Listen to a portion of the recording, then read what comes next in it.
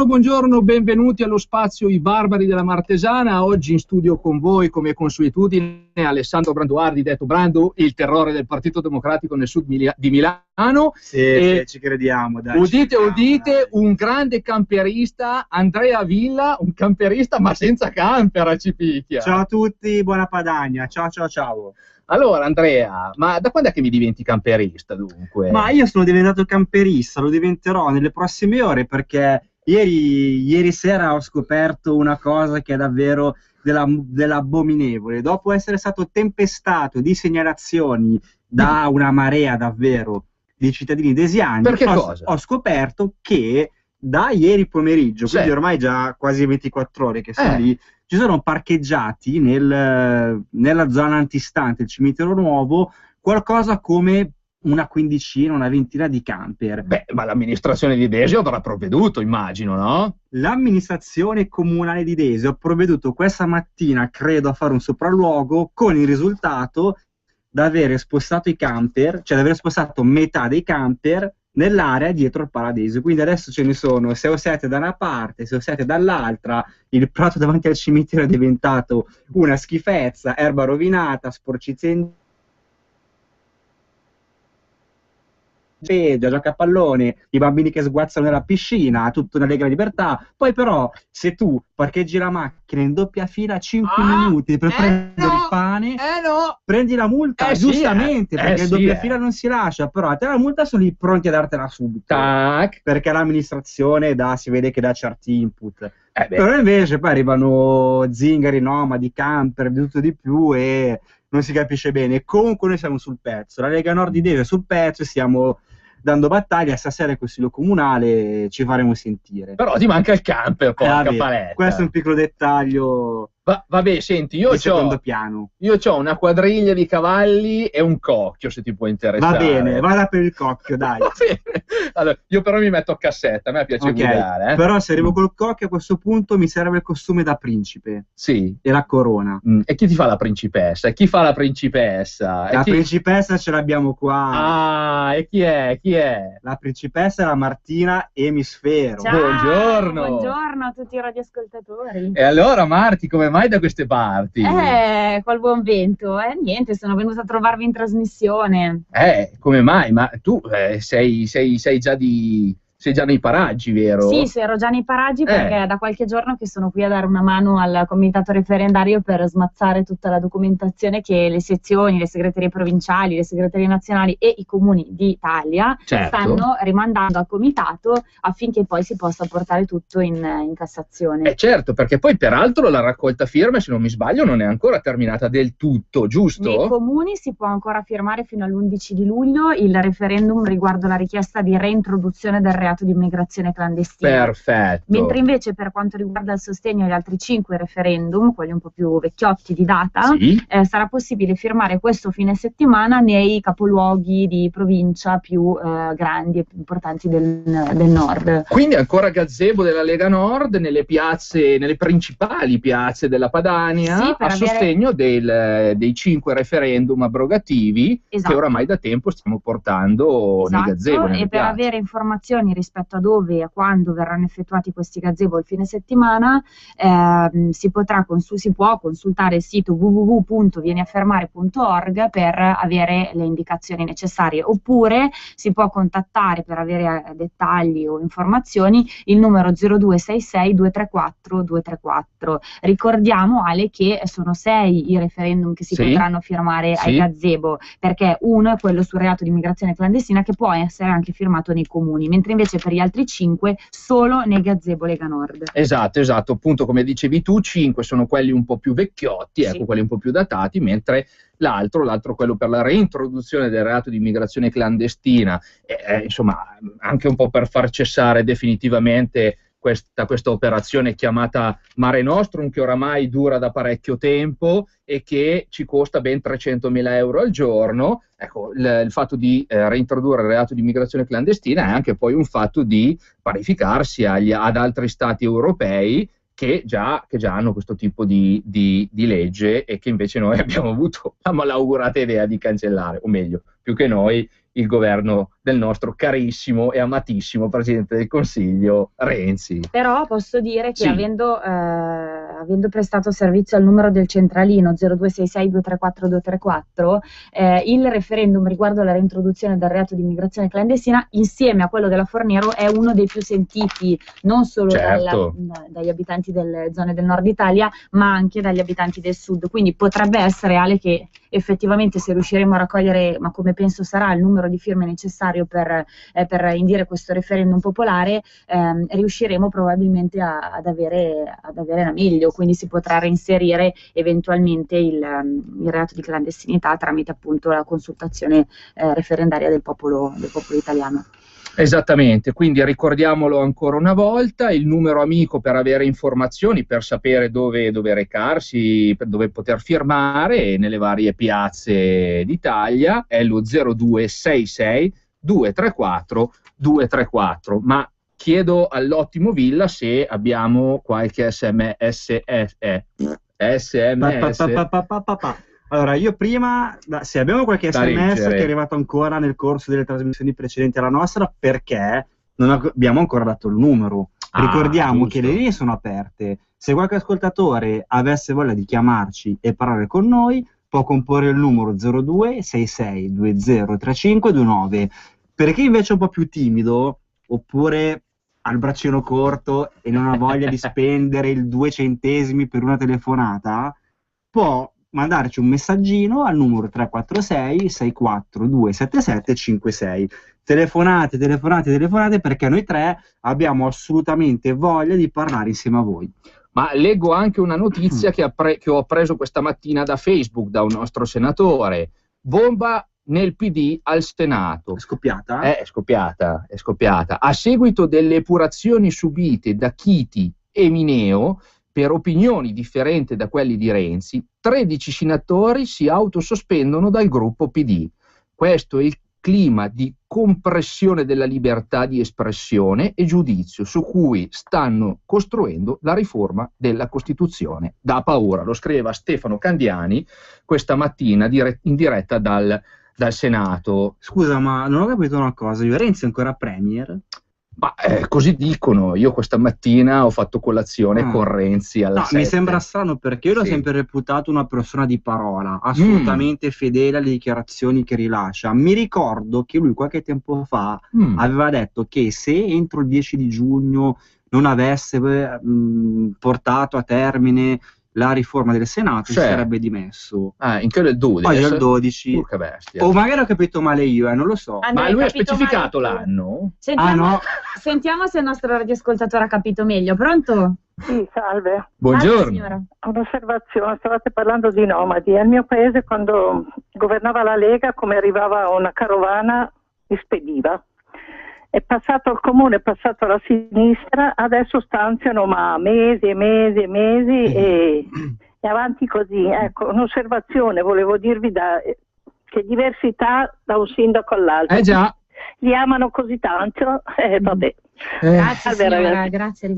Così, di amore e odio. Anche adesso, quando eravamo in maggioranza noi con gli alleati, non da soli purtroppo, c'era comunque un maggior controllo nei confronti di queste soste abusive che imperversavano ed imperversano ancora un po' in tutto il territorio comunale. Io mi ricordo che il nostro vecchio sindaco andava molto spesso insieme alla polizia locale a fare i sopralluoghi, gli sgombri, li sollecitava anche lui, li sollecitavamo noi, con i nostri assessori alla sicurezza. Poi vabbè, le cose sono andate come sono andate e adesso questa nuova amministrazione comunale che ormai è in pista da un paio d'anni ha un altro modo di vedere le cose, ha una vision diversa. Ciula, ha lasciato passare 24 ore prima di andare a fare il sopralluogo, siamo a posto. Sai che voglia che hanno questi di cacciarli? Dopo che c'è stato un cinema su Facebook, perché i social network in questo caso hanno aiutato veramente tanto a diffondere la notizia. La faccia dall'altra parte. Vabbè, magari no, però comunque la cosa era talmente eclatante, però guarda, non lo so, non mi esprimo perché guarda, lasciamo perdere,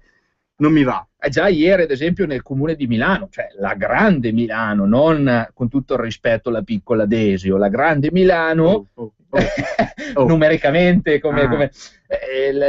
lo stesso Maiorino lancia un grido d'allarme: non ce la facciamo più, non ci stanno più, non mandatene più. Cosa stanno facendo da Roma Alfano e Renzi? Più che Renzi, Alfano, perché lui se n'è ben guardato dalla toccare. Però scusa, Maiorino, cosa parla a fare Maiorino? Perché è il suo governo, è il governo del suo partito. Ma si è trovato con l'acqua alla gola. Adesso che amministrano loro si accorgono che cosa vuol dire. Che rompa le palle al suo governo Maiorino, anziché mettersi a piangere come un bambino.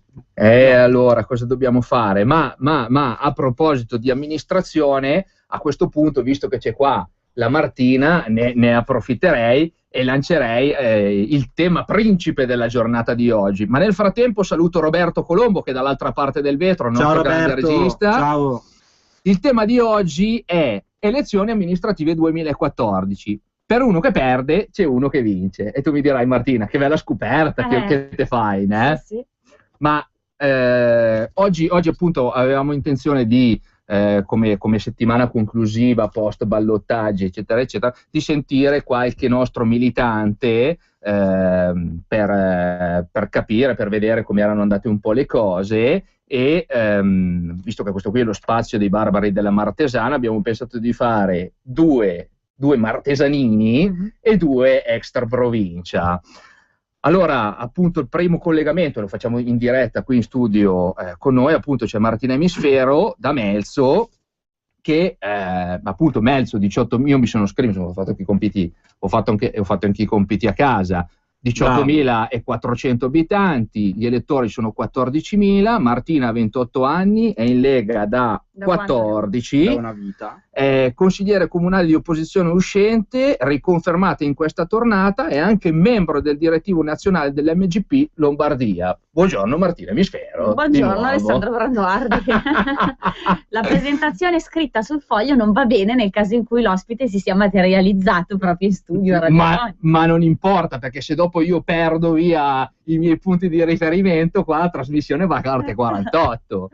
Quindi io mi sono accorto un'ottima prestazione da parte tua, e seppur non sei stata vincente in termini elettorali, hai comunque sempre raccolto 2.400 voti nella tua Melzo, che equivalgono a 3 volte tanto quelli che hanno preso i grillini, peraltro. Sì, certo, il risultato elettorale non è stato sufficiente per poter arrivare al ballottaggio e quindi avere, diciamo, la speranza di poter governare la nostra città. Però comunque abbiamo ottenuto un risultato che sia io che le persone, le liste che erano in coalizione con la Lega Nord e che io rappresentavo come candidata di coalizione, risultato, dicevo, che è stato ritenuto positivo. Positivo perché, vabbè, innanzitutto ero l'unica donna candidata, e poi anche perché la mia giovane età fa sì che io comunque fossi la candidata più giovane e più innovativa, e magari quindi qualcuno ha visto anche questa innovazione, questa ventata di freschezza, come una sorta di impreparazione o di non pertinenza riguardo al ruolo che si andava a dover ricoprire, che era quello appunto di sindaco di una città importante come Melzo, che ha quasi 20.000 abitanti. Certo. Ma nonostante questo, la grande soddisfazione dal mio punto di vista è stata quella di incontrare tante persone che hanno scelto di sostenere la mia candidatura, ma soprattutto il nostro programma, perché la cosa su cui abbiamo puntato di più in fase preelettorale è stata questa, cioè proporre ai melsesi un programma che andasse un po' oltre l'appartenenza specifica di partito, ma che potesse diciamo prospettare per tutti i cittadini melsesi una vera alternativa rispetto al programma che presentavano le liste civiche, e il programma è stato veramente apprezzato. Infatti abbiamo ricevuto voti da elettori che magari prima non avevano mai scelto uno dei partiti della coalizione che io rappresentavo, quindi la Lega, Forza Italia, Fratelli d'Italia o addirittura le altre 2 liste civiche. Tra l'altro, diciamo, forse un po' complice la marea montante del Partito Democratico, un po' a sorpresa non ha vinto il candidato che al ballottaggio era arrivato primo, appunto il sindaco uscente Vittorio Perego, ma ha vinto appunto il sindaco del Partito Democratico, sì, rappresentante del Partito Democratico. Ha vinto il sindaco del Partito Democratico, rappresentante del PD, con una 150 voti di scarto in favore rispetto al sindaco uscente che è Vittorio Perego. Abbiamo cercato di analizzare un po' il perché di questa debacle, debacle, di questa sconfitta. Sicuramente il sindaco Perego andava al secondo mandato, quindi Certo. comunque i cittadini di Melzo avevano potuto sperimentare sulla loro pelle le potenzialità, le capacità o eventualmente le inadempienze Certo. delle liste civiche, e probabilmente, anche se solo 150 persone, tenendo conto poi di quelli che non sono andati a votare perché magari erano via per le vacanze, insomma era un bel weekend di bel tempo, Certo, probabilmente i melzesi hanno ritenuto opportuno non dare più, non tutti, quei non 150, riconfermare più. non riconfermare più Perego e preferire un altro candidato sindaco, in questo caso tra l'altro di un partito, quindi è la prima volta dopo 10 anni che rivince un partito. Sì, io ho visto che era sostenuto dal PD e anche dalla sinistra, un po' più sinistra. Sì, la sinistra più sinistra con una delle liste civiche, sì, cambiare Melzo da sinistra e un'altra di cui adesso non mi ricordo esattamente il nome. Quindi un risultato non del tutto annunciato, ecco, diciamo così. Ma diciamo che è stata una sorpresa, nel senso che ci aspettavamo tutti che le civiche riconfermassero un po' il loro ruolo, anche perché comunque si sa che l'amministrazione uscente è sempre quella più premiata dall'elettorato. Invece c'è stato questo cambio che noi reputiamo concepibile, nel senso che dopo 10 anni di mandato ci sta che la cittadinanza scelga per un'altra posizione. Auspichiamo che il programma del PD, che noi abbiamo avuto modo di leggere e di analizzare, sia effettivo, ed è un programma che non si può reputare completamente distante dai presupposti che potremmo avere noi della Lega Nord, quantomeno in termini melzesi. Certo. Poi però ci auguriamo che appunto venga rispettato, diciamo, questo programma e che venga portato avanti in favore ovviamente dei cittadini di Melzo. Ecco, Martina, adesso tu continuerai la tua esperienza all'interno del Consiglio Comunale, quindi sarai un po' un rappresentante della tua comunità, di parte della tua comunità, e ti chiedo che azioni politiche ti poni come obiettivo da perseguire appunto per la tua comunità, e soprattutto in vista del congresso federale del 20 luglio che si terrà a Padova, appunto in qualità di rappresentante della tua comunità, quali potrebbero essere le richieste da portare all'attenzione del segretario federale, del Consiglio federale, o comunque ti piacerebbe, avresti piacere e ci terresti particolarmente che la Lega Nord si pone come obiettivo, come impegno nei confronti, insomma, ecco, di una tematica particolare o di una cosa che riguarda il Melzo e il melzese in generale. Ecco. Per rispondere alla tua domanda, per quanto riguarda la prima parte del tuo quesito, direi che continuerò nell'attività di ascolto e di ricezione delle problematiche dei cittadini melzesi e delle segnalazioni che tradurremo e tradurrò in interrogazioni comunali, mozioni o in interessamento riguardo alcune tematiche che magari non vengono portate in consiglio ma che si possono gestire con gli uffici eccetera del comune. Certo, il mio rammarico è questo, che se per 3 anni ho svolto il ruolo di capogruppo e mi sono limitata a recepire e portare all'attenzione del consiglio, mi sarebbe piaciuto per questa tornata elettorale avere un po' lo scettro del potere, quindi il coltello dalla parte del manico, e poter finalmente dare delle risposte a questi cittadini di Melzo che mi chiedevano e mi segnalavano tanti problemi. Purtroppo non saremo nella posizione per poter fare questa cosa, perché saremo una forza di opposizione e quindi potremo semplicemente fare delle segnalazioni.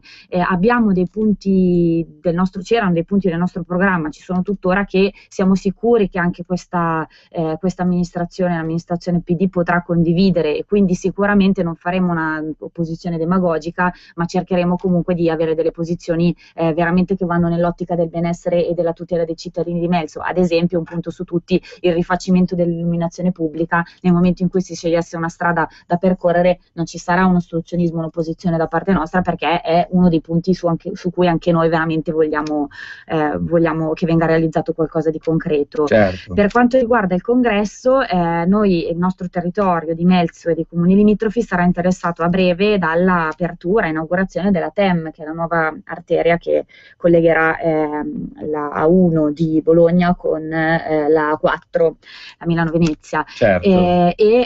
Noi abbiamo un territorio che è già abbastanza compromesso, diciamo, dalla realizzazione di quest'opera, che seppur viene ritenuta utile, comunque è impattante sul territorio, certo, soprattutto nella mia zona, dove era previsto un sottopasso, invece è stato realizzato un sovrappasso sopra la ferrovia. Incredibile. Quindi è già in una zona abbastanza rovinata e segnata, diciamo, da questa strada. La mia idea sarebbe quella di chiedere chiedere al Congresso federale, ai nostri rappresentanti politici tramite Matteo Salvini, ma poi per diramare, diciamo, questa richiesta agli organi della Lega in regione, piuttosto che in provincia o anche al governo, di tutelare quelle che a livello urbanistico vengono chiamate fasce di rispetto, cioè quelle zone che sono direttamente adiacenti all'arteria, dove è molto facile, o comunque ci sono esperienze del passato che dimostrano che lo fosse, realizzare degli insediamenti industriali quali logistiche, centri commerciali, capannoni, eccetera. Ecco, noi non vogliamo che questo venga realizzato, perché Melzo, a differenza di tanti altri comuni del Milanese, si trova in una zona dove c'è ancora molto verde, c'è ancora molta campagna, una zona molto agricola e rurale, e non vogliamo veramente che il nostro territorio diventi una collata di cemento, e quindi questa potrebbe essere veramente una richiesta, che ci sia impegno della Lega in regione e in tutti i livelli istituzionali dove siamo presenti, affinché venga tutelata la fascia di territorio adiacente alla nuova tangenziale in realizzazione. Questo, diciamo, che sarebbe il tema più sentito. Poi c'è anche la questione del lavoro, su cui probabilmente chiederei di porre l'attenzione, perché comunque ci sono tanti giovani anche a Melzo, soprattutto tante famiglie in difficoltà, con mariti che non riescono a trovare un ricollocamento, cassa integrazione, aziende melzesi che chiudono, quindi insomma anche il tema del lavoro non sarebbe da dimenticare. Ok, perfetto. Abbiamo sentito il candidato sindaco della Lega Nord, Martina Emisfero. Nel frattempo leggo, grazie Martina, a voi. Nel frattempo leggo un commento di Andrea Villa su uno scritto della Magda che dice: tra poco i barbari della Martesana su RPL. Alessandro Branduardi e Andrea Villa, il Villa per oggi è un martesanotto, lui ha scritto: col cavolo che sono un martesan 8. Io sono Brianzolo, punto, Desiano Brianzolo. Ma dai Brianzolo, sta attento, c'è qualche sms da leggere di nota? Sì, ne abbiamo qualcunino, gli ascoltatori direi che ci hanno scritto. Il primo a scriverci è stato Cristiano da Melegnano. Ah, il Cristiano. Lui sì che è un martesanotto. Sì, Ci avvisa che a Melegnano abbiamo superato le 2000 firme raccolte e che domenica mattina ci sarà ancora un gazebo in Piazza del Sorgimento dalle 8:30 alle 12:30. Invito tutti a firmare, intanto salutiamo la Martina Emisfero che ci abbandona. Ciao Martins. Ciao. Poi, quindi ecco, Melegnano sarà una delle piazze in cui si potrà firmare in questo weekend. Sì. Poi Fabio ci scrive che il Lampo di Padova, bravissimo Bitonci, ha vinto in un mare di cacca. Chiedere a Cremona, Pavia, Bergamo, Montichiari e tante altre. A Bergamo giocano a fare i naifi miliardari con le verande di Gori, quanta sarà ancora da fare nella Bergamo PD al 35%, in provincia cose mai viste. Ciao Fabio. Poi abbiamo Mario da MB. Ci dice: sentite voi tre, da un democristiano vestito di rosso cosa pretendete? Il democristiano vestito di rosso per me è il premier. Sì. Poi R. Manzoni ci dice che R. Manzoni scrive: se vuoi vedere Milano, guarda una foto di Pisapia. Chiaramente Milano non è scritto, come tutti voi potete immaginare. Essendo lui il sindaco, guardando lui è come vedere tutta immaginate Milano. Voi. Ma non c'è nessun doppio senso, nessuna cosa strana. Ci mancherebbe altro lungi da noi. Esatto. Poi abbiamo un altro messaggio con scritto: Renzi da Valdaspo e politici corrotti. Bene, Orsoni oggi ha patteggiato, quindi riconosce di essere colpevole. Domani tornerà al Comune di Venezia come sindaco. Di fondo, cos'è il Daspo per i politici PD? Un purgante tipo dolce che sia. Questo è sempre R. Manzoni. È sempre R. Manzoni. È sempre R. Manzoni. Io non c'entro niente, mi sono solamente limitato a leggere il messaggino arrivato qua in redazione da parte degli ascoltatori di casa. Quindi R. Manzoni è Roberto Manzoni, ma che in realtà è Roberto Colombo che si è firmato Manzoni per camuffarsi. Io lo vedo che li carmeggia con i manotelefonini, strumenti vari, cose, cornette, mica cornette. È lui che ci manda i messaggini, ce li manda apposta. Esatto. Intanto salutiamo la Greta che in ascolto mi telefona, ma non posso rispondere al cellulare. Decisamente no, a meno che la Greta non ci chiami in diretta. Chiamaci in diretta. Ma introduciamo il secondo ospite di oggi, che è di Pioltello. Pioltello è un comune di 36.500 abitanti, gli elettori sono 24.000. Lui ha 39, cominciamo a salire qua un po' con i numeri, Lui ha 39 anni ed è in Lega, pensa un po', Andrea, da 21 anni. La prima tessera l'ha fatta 21 anni fa. Una vita. Una vita in Lega. Lui ha passato metà della sua vita nella Lega Nord. Come stavo di più di metà della sua vita, perché ha 39 anni.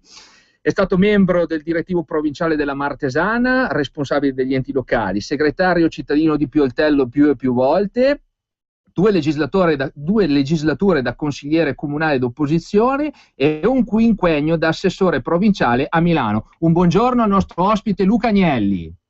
Ciao a tutti. Ciao, buongiorno. E allora, caro Luca Agnelli, abbiamo visto che finalmente si rivince anche a Pioltello e come è successo alla Chiarella, dopo alcuni scandali interni al PD, la gente ha capito che le persone a cui devono dare fiducia sono altre. Cosa dici, Luca, in merito al risultato elettorale, chiaramente? Ma intanto consentimi, perché non ne ho ancora avuto l'occasione, noi non abbiamo ancora finito i festeggiamenti, perché vincere dopo 17 anni di dittatura di questa sinistra, capirete che l'entusiasmo, la gioia sono notevoli. Si è vinto a Pioltello. Io credo che quello che è successo a dicembre, l'arresto del sindaco, sia stato solo come dire, il culmine di una politica votata al non ascolto dei cittadini, del non ascolto della città, del sentirsi, come dire, al di sopra del bene e del male, e quando ti vuoi sentire al di sopra del bene e del male a tutti i costi, non sei più in grado di distinguere cosa è bene e cosa è male.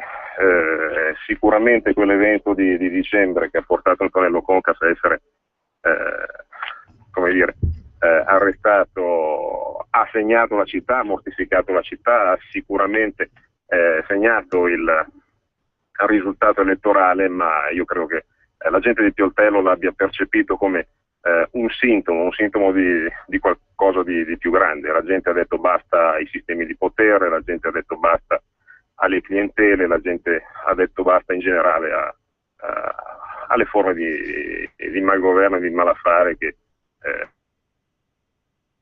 si vedevano sul territorio di Pioltello negli ultimi 17 anni.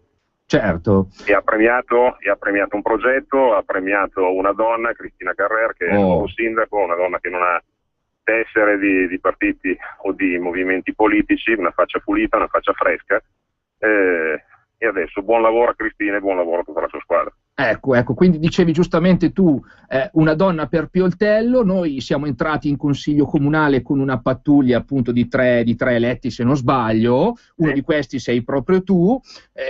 Ti chiedo, Luca, qual è l'obiettivo, insomma, che ti poni politicamente tu, ma soprattutto per quella che è la tua comunità, insomma? Cioè, cosa ha bisogno nell'immediato Pioltello dalla Lega e da questa nuova amministrazione? Quante ore abbiamo? Perché l'elenco dei problemi è lungo. 17 anni di situazioni non governate hanno portato a una città dove convivono circa un'ottantina di etnie differenti. Un terzo praticamente della popolazione ormai è straniera. Pioltello è il paese con il reddito pro capite più basso di tutta la provincia di Milano, problemi di natura sociale, problemi pesanti legati alla sicurezza, problemi, pensiamo a situazioni di interi condomini che si sono trovati con le utenze tagliate, perché tante famiglie di extracomunitari non pagando le utenze hanno creato dei buchi milionari.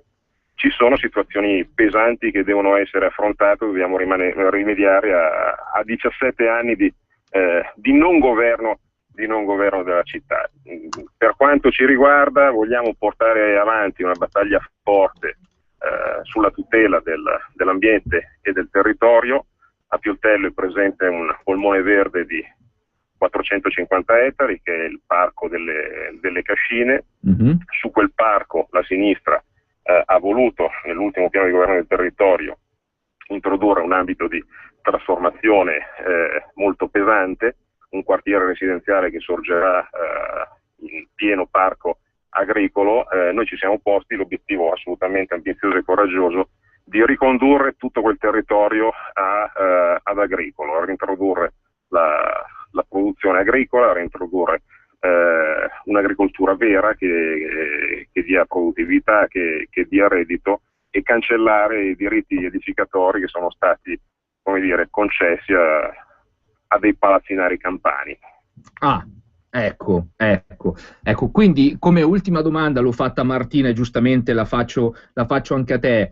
Il 20 luglio, quando saremo a Padova al congresso federale, se sarai davanti al segretario federale e appunto a tutto il direttivo federale, quale sarà una cosa la più importante che vorresti chiedere, diciamo, l'impegno della Lega e del segretario federale per Pioltello e per tutto il territorio vicino a Pioltello, quindi non so, da Pioltello a Melzo andando fino a Bussero e oltre, ecco, qualcosa di importante, anche come idea, come politica. È stato il mio impegno degli ultimi 5 anni, quello di lavorare sulla tutela del territorio, sulla salvaguardia del consumo di suolo, sul mantenimento della nostra identità territoriale, del nostro paesaggio e quant'altro. È quello che vogliamo portare avanti a Pioltello. È un problema molto sentito in Martesana, che viene attraversata proprio in questi mesi dai cantieri che porteranno nuove pesanti infrastrutture ad attraversare il nostro tessuto agricolo. Quindi io credo che nell'agenda politica della Lega il territorio, per carità, c'è sempre stato. I nostri amministratori si sono sempre, credo, distinti per l'amore per la propria terra e per la capacità di difendere concretamente il territorio. Bisogna ribadire questo principio, questa priorità nell'agenda politica. Perfetto, era con noi Luca Agnelli de Piultel, il nostro grande assessore. Grazie Luca, ciao. Grazie a voi. Ciao, grazie Ciao, per essere Martesana stato con libera. noi. Padania libera, ciao. Ma leggiamo ancora un SMS che ho visto molto carino. Abbiamo sempre R. Manzoni, il nome non lo scopriremo mai, per me è Roberto Colombo Manzoni, che ci scrive: da Capitan Cristoforo Colombo siamo passati a Capitan Findus, poi Capitan Ventosa, quindi a Capitan Renzi. Che tristezza al declino!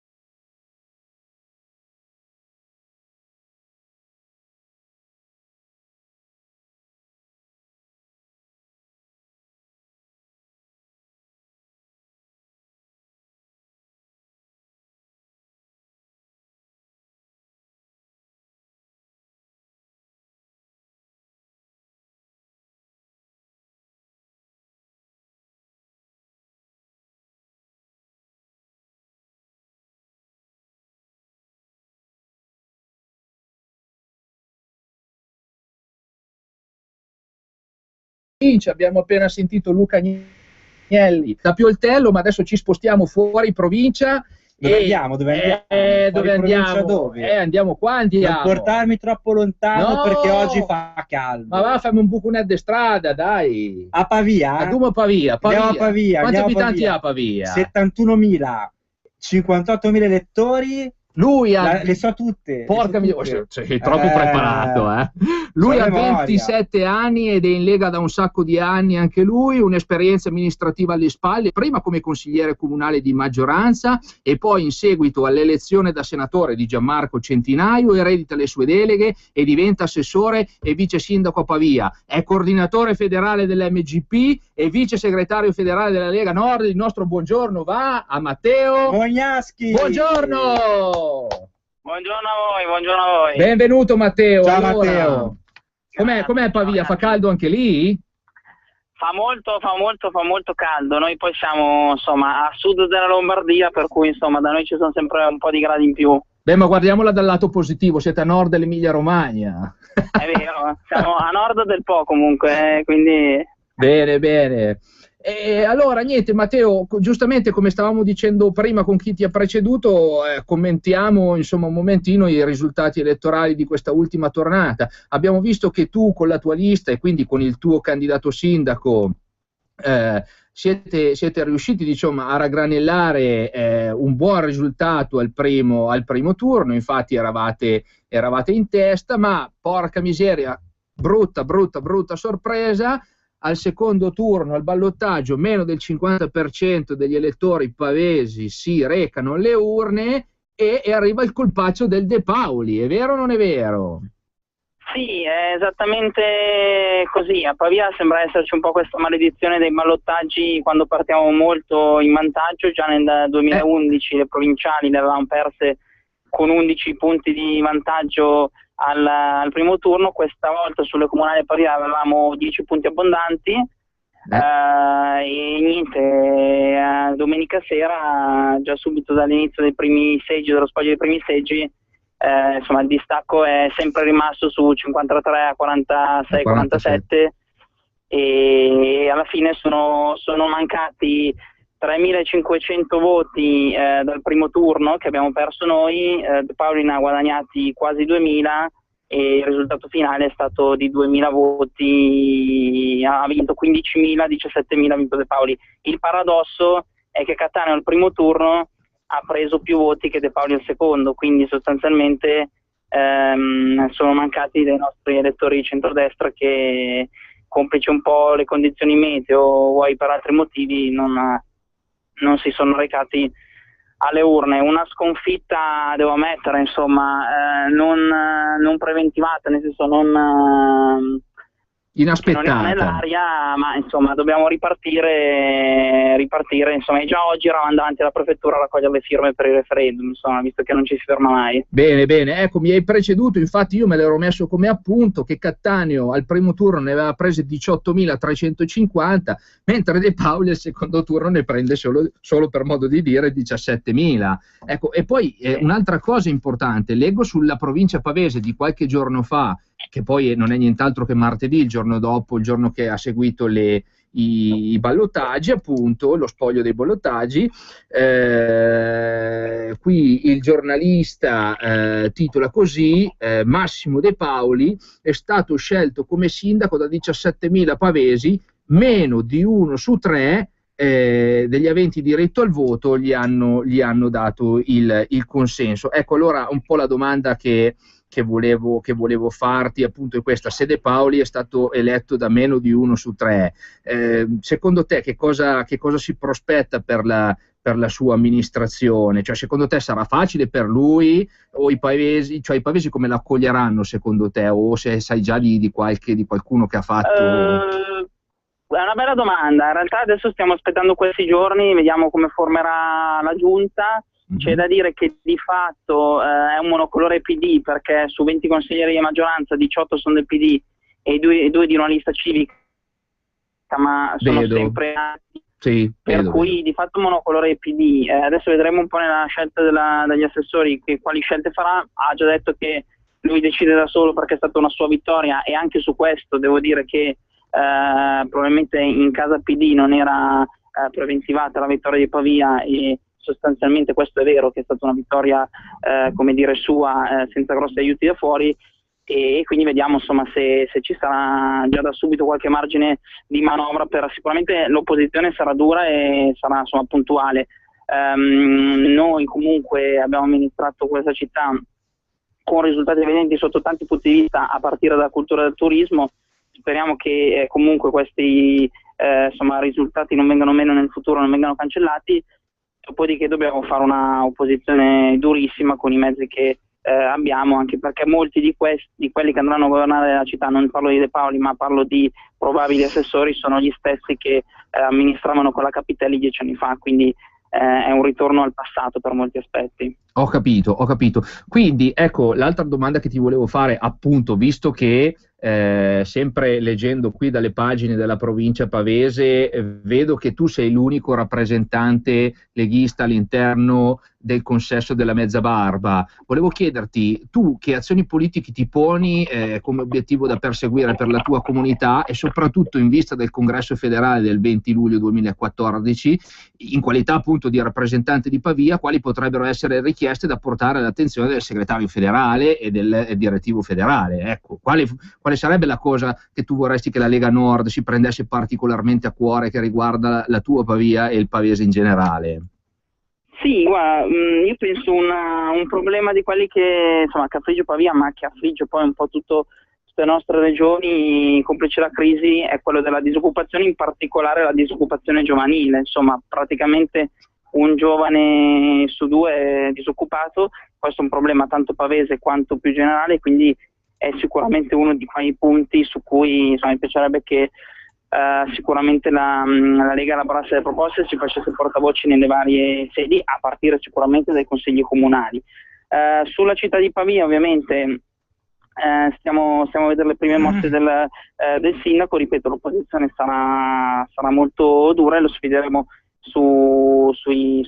fin dalle primissime mosse. Per esempio, a me una battaglia che viene subito in mente, visto che il nuovo sindaco si dichiara ambientalista, come dire, fin dalla nascita, insomma sicuramente la sua storia dice questo, visto che io da assessore ho rinunciato al Pass Gold e mi sono sempre mosso a piedi per il centro storico e per la ZTL, proporrò, vediamo se darà il buon esempio anche lui, che rinunci al Pass Gold, che è insomma questo pass che hanno tutti, che avevano tutti gli assessori, che hanno sempre avuto gli assessori e il sindaco, e quindi questo può essere un primo segnale. Vediamo se raccoglierà la sfida, se la raccoglierà tanto meglio, ma sicuramente è una cosa di cui mi sento di farmi portavoce già dal primo consiglio, forse più simbolica che altro, però poi vedremo anche nei prossimi provvedimenti. È simbolica, ma comunque importante, direi. Matteo, ho un quesito per te. Mario, ascoltatore di Pavia, credo, ci scrive chiedendoti di spiegare le disquisizioni fatte dal candidato Fraschini a Pavia. Io non so chi sia questo Fraschini, non so cosa abbia detto, però visto che è il messaggio di un ascoltatore che ce lo chiede, io ti giro la domanda. Fraschini, chi è questo Fraschini? Sì, Fraschini è un consigliere comunale che è stato della maggioranza uscente fino a 6 mesi fa. Ha fatto poi una lista civica l'ha fatta lui, una lista civica l'ha fatto anche in questo caso un assessore uscente della nostra giunta, e nel caso di Fraschini una lista civica che ha preso il 2,8%. Una lista civica, sostanzialmente Fraschini ha fatto una battaglia moralizzatrice un po' in salsa grillina, potremmo dire, sul discorso della trasparenza amministrativa, della presunte assunzioni di parenti di amministratori comunali di ambo gli schieramenti, su discorsi legati alla trasparenza, quindi alla dichiarazione dei redditi per esempio degli amministratori comunali e una serie di altre cose.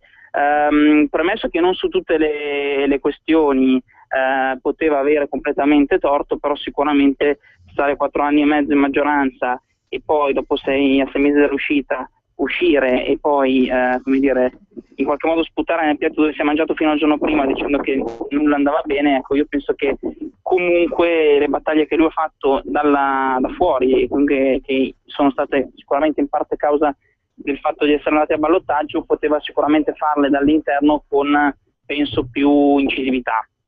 Bene. Bene, Matteo, grazie per essere stato con noi e per averci dedicato un po' del tuo tempo. Noi ti facciamo in bocca al lupo per il tuo ruolo di consigliere comunale in opposizione, ti auguriamo una buona opposizione, perché una buona opposizione porta sempre a casa buoni frutti e siamo sicuri che al prossimo giro a Pavia riusciremo a levarla dalle grinfie del PD del centrosinistra, che siamo sicuri farà anche un sacco di danni. Non perché vogliamo essere... Però insomma, voglio dire, però basta vedere cosa fanno le amministrazioni del PD per essere sicuri che anche a Pavia ci sarà da divertirsi e da battagliare. Matteo, una buona Padania, una buona Pavia. Ciao! Grazie a tutti voi. Ciao Matteo, buon pomeriggio. Ecco, allora facciamo accelera, Villa, accelera, vai veloce, vai veloce. Non ci sono gli autovelox, vai tranquillo. Adesso abbiamo pochi minuti. Adesso andiamo... Casalmaggiore, provincia di Cremona, 15.200 abitanti e siamo in diretta con... 34 anni, Lega oramai da 10 anni, però è stato membro del direttivo provinciale di Cremona, buono. Un quinquennio anche per lui come l'altro vincitore nella giunta provinciale di Cremona, assessore con carica di vicepresidente della provincia. Un buongiorno a Filippo Bongiovanni. Buongiorno a voi, buongiorno a tutti i radioascoltatori e buona Padania, libera tutti. Grazie, buona Padania. Innanzitutto vorrei dire che fare l'assessore in provincia porta fortuna, allora, a chi poi si candida alle amministrative, perché qua abbiamo 2 vincitori, adesso poi le province non ci sono più e quindi giustamente ciao. I nostri uomini migliori, li impieghiamo nell'immediato, li buttiamo dentro nelle amministrazioni e li facciamo governare, altrimenti perdiamo dei valori che non possiamo permetterci di perdere, giusto Filippo? Giusto. Quindi, giusto così, purtroppo le province non saranno più elettive, tuttavia come sindaci ci faremo molto valere. Bene. Tra l'altro Filippo, ho spulciato un pochino il sito del Ministero degli Interni e ho visto che tu al primo turno, perché anche tu per poco, perché sei 15.200 abitanti, sei andato al ballottaggio per la prima volta nella storia, se non mi sbaglio. Prima volta nella storia a Casalmaggiore. Ecco, tu al primo turno hai raccolto un bel 24%, mentre invece il tuo concorrente ha preso un 37% addirittura, quindi c'è stato proprio un bel ribaltone, peraltro. Sì.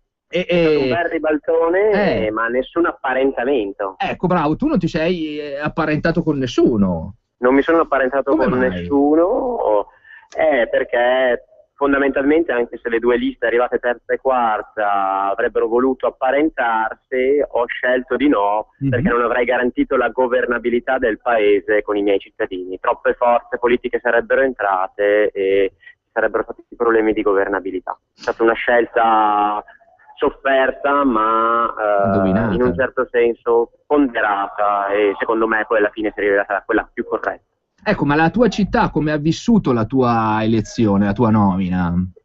E voi? Insomma, c'era una gran voglia di cambiamento in città. Dopo 27 anni di governo ininterrotto del centro-sinistra, addirittura si era estremizzato, cioè c'era un PD cooperliano con Rifondazione. Il sindaco uscente rappresenta il PD cooperliano, che in provincia di Cremona ha preso più dei renziani all'interno diciamo dei loro associati. Abbiamo visto che è una Cremona un po' rossa anche nel capoluogo, vero? Sì, è una Cremona un po' rossa nel capoluogo, ma lì hanno fatto un accordo di coalizione, diciamo, tutta la sinistra era unita, tutto il centro-sinistra era unito. Ecco. Mentre Casalmaggiore, che è il terzo comune della provincia, diciamo, vi erano un po' di distinguo, un po' di distinzioni. Terza è arrivata una lista civica che insomma poteva comprendere sia voti di renziani che voti di elettorato moderato. Bene, quindi Filippo... Una sorpresa, ma grande voglia di cambiamento da parte della popolazione, che non è tornata a votare il sindaco uscente, ma è tornata alle urne l'8 di giugno a votare per me. Bene. Poi una bella soddisfazione, Casalmaggiore, provincia di Cremona, in una zona dove magari la Lega non ha neanche tantissimi sindaci, andiamo a rafforzarci comunque in una zona della Lombardia dove c'è bisogno anche di tanto di Tra l'altro Lega. In una zona bellissima, perché qui siamo sulla riva sinistra del Po, dall'altra parte, pensa un po' te, c'è la famosissima Brescello dove facevano famoso telefilm di Peppone e Don Camillo, esatto. E quindi siamo in una zona anche ma andiamo a trovare il sindaco una volta, facciamo un giretto a Casalmaggiore e poi andiamo a Brescello. Ma sindaco, ma quali sono le specialità tipiche del tuo comune che veniamo a trovare? Sono i blisgoni. cioè i tortelli di zucca. Va bene. Il famoso tortello, correggimi se sbaglio, quello con l'insalata amara, con l'erba amara, giusto? No, il tortello di zucca. Di zucca, scusami, ero distratto. C'era proprio una zucca. Quelli sono mantovani forse, quelli con l'erba amara, i tortelli amari, giusto?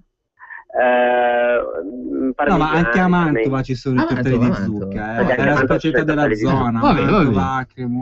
Vabbè. Senti, allora, come ho fatto il domandone finale agli altri 3 che ti hanno preceduto, lo faccio anche a te. Quindi ti chiedo che azioni politiche ti poni come rappresentante della tua comunità, quindi quale obiettivo politico ti poni da perseguire e soprattutto in vista del congresso federale del 20 luglio a Padova, in qualità appunto di rappresentante del tuo comune, della tua comunità e comunque del tuo territorio, diciamo in senso più allargato, visto che hai fatto anche l'amministratore provinciale e ben conosci i problemi della tua provincia, ecco, quali sono le cose che tu vorresti portare all'attenzione del segretario federale al congresso e quali sono le cose che insomma avresti piacere che la Lega le prenda un po' come una battaglia, le faccia un po' su e le porti un po' avanti e le promuove?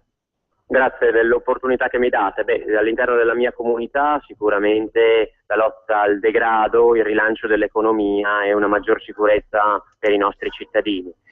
Allargando un po' più il discorso, è chiaro che a livello nazionale dobbiamo combattere contro il patto di stabilità, o meglio di stupidità, che ci blocca negli investimenti. Un'altra cosa che mi interessa, dato che Casalmaggiore è sul Po, cercare di portare finalmente la navigabilità del Po, intermodalità e mobilità sostenibile. Aderiremo al progetto Vento del Politecnico di Milano, quindi ciclabile lungo l'asta del Po da Torino-Venezia, e quindi turismo, nuove possibilità economiche anche per tutti i cittadini. Ok, Ottimo. Filippo, noi adesso però purtroppo ti dobbiamo salutare perché il tempo a disposizione per la nostra trasmissione è finito. Ti ringraziamo per la tua professionalità, per la tua disponibilità a questo colloquio telefonico. Grazie a voi. Salutiamo te e salutiamo anche tutti gli ascoltatori che ci stanno. Ciao Filippo. Padania Libera sempre, grande sindaco, così giovane e bello, 34 anni alla metà. De Casal. Di Casalmaggiore. Casal, esatto. Che bello. Bene, abbiamo veramente concluso, ringraziamo ancora perché regista se no ci spara, vetro, il nostro ottimo Roberto Colombo. Ottimo. Salutiamo anche tutti gli ascoltatori che ci hanno scritto gli SMS ma che non riuscivamo a leggere perché non li leggerà chi verrà dopo di noi. Sì. Bene. Salutiamo. Buon pomeriggio, buona Padania, buona Martesana a tutti. Ciao. Avete ascoltato Giovani Padani. Amici padani, ascoltate cosa può succedere a chi non ha installato Su e Giù. Ciao Luisa, ma cosa ti è successo? Ma lascia sta, per togliere le tende e lavarle sono